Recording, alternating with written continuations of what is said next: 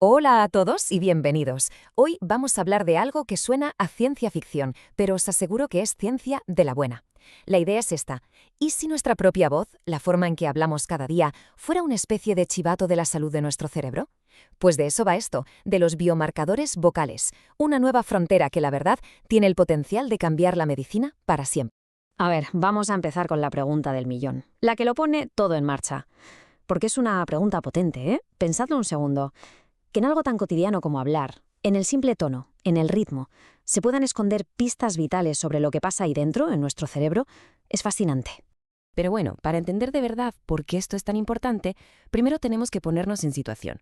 Hay que entender cuál es el problema de base. Y es que diagnosticar a tiempo enfermedades como el Alzheimer o incluso la depresión es una auténtica carrera contrarreloj. Y la cruda realidad es que ahora mismo, muchísimas veces, llegamos tarde.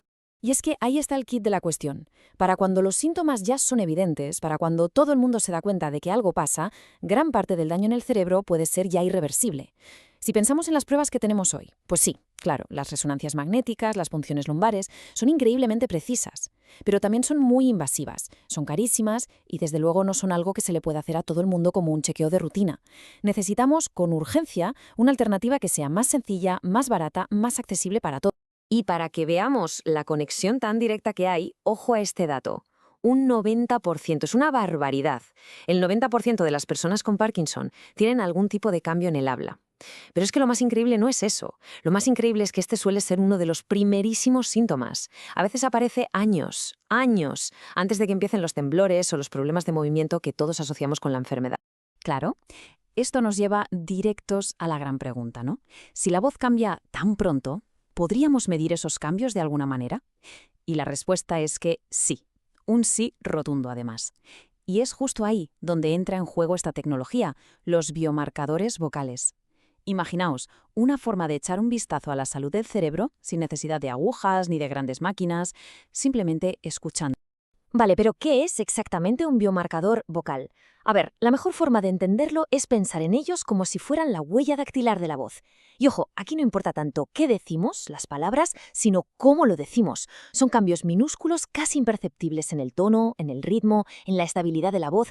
Son cosas que el oído humano, por muy fino que sea, no puede captar. Pero un algoritmo de inteligencia artificial, sí. Es literalmente como sacar una foto muy precisa del estado de nuestro cerebro en un momento concreto. Y para analizar todo esto, los científicos lo dividen, por así decirlo, en dos grandes grupos. Me encanta esta analogía. Por un lado, tenemos las características acústicas. Pensemos en esto como la música de la voz.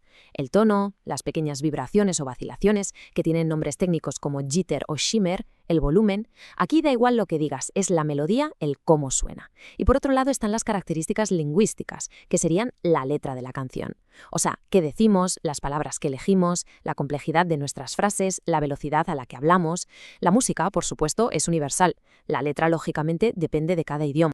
Muy bien, ya tenemos los datos, la música y la letra. ¿Y ahora qué hacemos con eso? ¿Cómo pasamos de un simple archivo de audio a algo que se parezca a un diagnóstico? Pues aquí, claro, es donde entra la magia de la inteligencia artificial. Lo que se hace es entrenar a los algoritmos con miles y miles de grabaciones de voz, de gente sana y de gente con diferentes condiciones. Así, el sistema aprende a reconocer esos patrones sutilísimos, esas firmas vocales que se asocian a una enfermedad en particular. Y fijaos en esta tabla que lo resume genial. Vemos ejemplos muy claros. Por ejemplo, un tono de voz que se vuelve más plano, más monótono, sin apenas variaciones, puede ser una señal temprana de depresión o de Parkinson. Esas pequeñas inestabilidades en la voz que mencionaba antes, el jitter y el shimmer, pues se ha visto que se relacionan con el Alzheimer. Incluso algo tan sutil como empezar a usar un vocabulario menos rico, menos variado, puede ser una pista. Es increíble. Es como si cada enfermedad dejase su propia y única huella en nuestra forma de hablar. Y que nadie piense que esto es solo teoría, ¿eh? Los resultados que ya se están obteniendo son muy, pero que muy prometedores. Pensemos en este dato. Un modelo de inteligencia artificial fue capaz de detectar si una persona sufría estrés con un 70% de precisión. Y lo alucinante es que lo hizo analizando solo la música, las características acústicas de la voz, sin ni siquiera entender las palabras que se decían. Como prueba de concepto, es potentísimo. Pero si hay algo que de verdad te deja con la boca abierta, es esta cita. Es que es espectacular. Leedla con atención. Se han llegado a observar cambios en el tono de la voz, una reducción en su variabilidad, hasta 5 años. 5 años antes de que se produzca el diagnóstico clínico de Parkinson. Es que es difícil exagerar lo que esto significa. 5 años es la diferencia entre pillar una enfermedad en sus primerísimas fases, cuando quizás se puede hacer algo, y detectarla cuando ya es demasiado tarde. El potencial que tiene esto para poder actuar antes es que es transformador. Y justo cuando parece que ya lo tenemos todo más o menos claro, que la idea es analizar el habla, pues la investigación nos da una sorpresa, un pequeño giro de guión. Porque, ¿y si la mejor forma de analizar la voz de una persona no fuera pidiéndole que hable, sino pidiéndole que cante? A ver, al principio puede sonar raro, pero si lo pensamos, tiene todo el sentido del mundo. Pensemos en una persona que ya tiene un cierto deterioro cognitivo. Si le pedimos que haga una tarea compleja, como repetir frases largas o un trabalenguas, la propia tarea puede ser un obstáculo. Puede ser frustrante para esa persona, incluso difícil. Y si la prueba en sí ya es un problema, ¿hasta qué punto son fiables los resultados que obtenemos? Y aquí es donde cantar aparece como una alternativa que es sencillamente brillante. Por varias razones.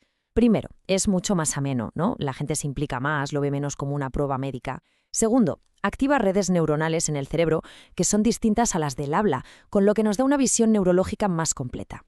Tercero, al cantar usamos un rango de tonos y de dinámicas vocales mucho más amplio. Y más rango significa más datos, datos más ricos para analizar. Y luego está lo que para mí es lo más asombroso de todo. Hay casos documentados de personas que por culpa de una enfermedad han perdido la capacidad de hablar, pero, increíblemente, todavía pueden cantar. Y claro, esta idea no sale de la nada. Conecta de forma directa con algo que ya existe y funciona, la musicoterapia. Es una disciplina clínica que lleva décadas demostrando sus beneficios. Se sabe, está comprobado, que cantar ayuda a pacientes con demencia o con Parkinson a mejorar sus capacidades cognitivas y motoras. Así que, de repente, no solo tenemos una posible herramienta de diagnóstico, sino algo que podría servir para evaluar y a la vez para tratar. Un 2 por 1. Vale, sé lo que estáis pensando. Todo esto suena increíble, casi demasiado bueno para ser verdad, y toca poner un poco los pies en el suelo. Porque claro, una cosa es un estudio controlado en un laboratorio con todo perfecto y otra muy distinta es que esta tecnología llegue a la consulta de un médico de cabecera. El camino para llegar ahí es largo y está lleno de obstáculos que no son pequeños. A ver, para que cualquier nueva herramienta de diagnóstico se apruebe para uso médico, tiene que pasar un proceso de validación súper riguroso. Son básicamente 3 fases. La primera es la verificación, lo más básico. El sensor, el micrófono, ¿funciona bien y recoge el sonido como debe? La segunda es la validación analítica. El software, el algoritmo, mide de forma precisa y fiable lo que se supone que tiene que medir.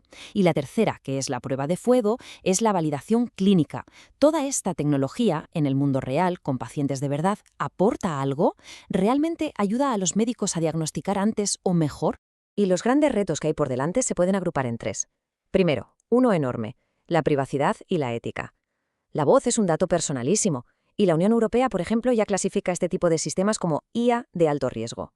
Hay que garantizar que todo se haga de forma segura y anónima. Segundo, está el reto científico de la robustez. Un modelo que se entrena con voces de, no sé, Madrid, tiene que funcionar igual de bien con voces con acento andaluz o gallego o de cualquier otro lugar. Y tercero, el reto técnico. El sistema tiene que ser fiable tanto si se usa un micrófono profesional de laboratorio como si se usa el del móvil que cualquiera lleva en el bolsillo. Y eso, técnicamente, es complicadísimo.